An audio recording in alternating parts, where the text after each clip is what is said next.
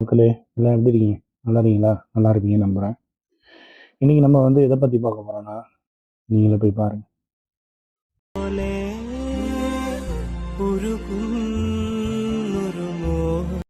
Video பார்த்துருப்பீங்கன்னு நினைக்கிறேன்.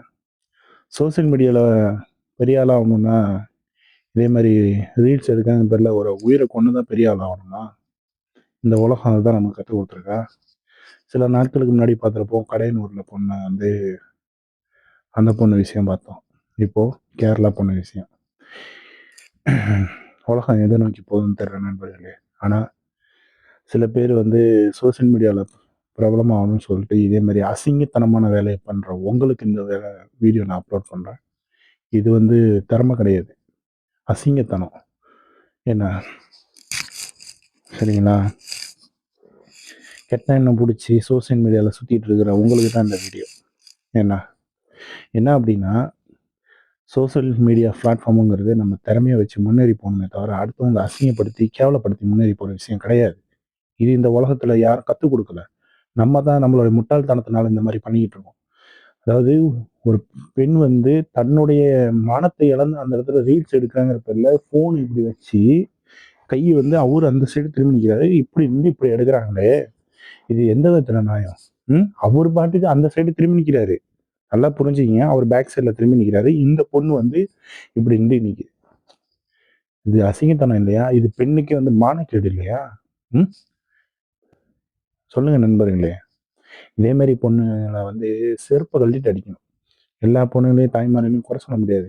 ஏன்னா ரீல்ஸ் எடுக்கிறாங்கிற பேரில் இந்த மாதிரி சுற்றிக்கிட்டு இருக்கீங்களா சில பைத்தியங்க. அந்த பைத்தியங்களுக்கு தான் இந்த வீடியோ நான் போடுறேன். மக்களே, இதே மாதிரி பொண்ணுங்கள்லாம் இருக்கிறனால தான் சில ஆண்களுடைய பேர் கெட்டு போகுது. ஏன்னா என்ன, வரக்கூடிய காலங்களில் இதே போன்ற விஷயங்களை தடுப்போம். என்ன என்ன சொல்கிறதுன்னு தெரியல நண்பர்களே.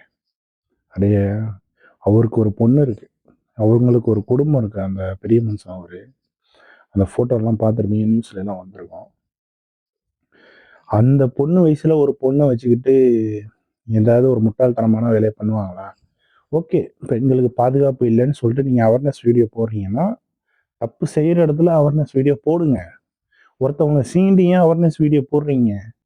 அது அவேர்னஸ் வீடியோ கிடையாது. நீங்கள் தன்னைத்தானே சோசியல் மீடியாவில் பிரபலமாக ஆகணும் அப்படிங்கிறதுக்காக எடுக்கிற ஒரு வீடியோ அது. அது திறமை கிடையாது, அது முட்டாள்தனம். என்னை பொறுத்தவரை தான் சொல்லலாம், அது ஒரு முட்டாள்தனம். சரிங்களா? இது திறமை கிடையாது. ஏன்னா என்ன சொல்றேன்னே தெரியல. எனக்கு பார்த்தோன்னே சோசியல் மீடியா தொடர்ந்தா இதே மாதிரி விஷயங்கள்லாம் வந்துகிட்டு இருக்கு. அப்ப என்னதான் நம்ம பண்றது? கண்டிப்பா கண்டிப்பா கேரளா கவர்மெண்ட் அந்த பொண்ணுக்கு தக்க தண்டனை கொடுக்கணும். குடும்பத்தை அந்த ஆண் இறந்துட்டாங்க. உண்மையிலேயே எனக்கு ரொம்ப மனசு கஷ்டமா இருக்கு. என்ன, அவங்க குடும்பத்துக்கு நான் கண்டிப்பா ஆறுதல் சொல்லிக்கிறேன் இந்த வீடியோ சார்பா. என்ன, கண்டிப்பா அந்த பொண்ணுக்கு தக்க தண்டனை கிடைக்கும் நான் கடவுள்கிட்ட நான் வேண்டிக்கிறேன். நீங்களும் வேண்டிக்கிங்க. கண்டிப்பா இன்னொரு வீடியோல இன்னொரு நியூஸோட உங்களை நான் சந்திக்கிறேன்.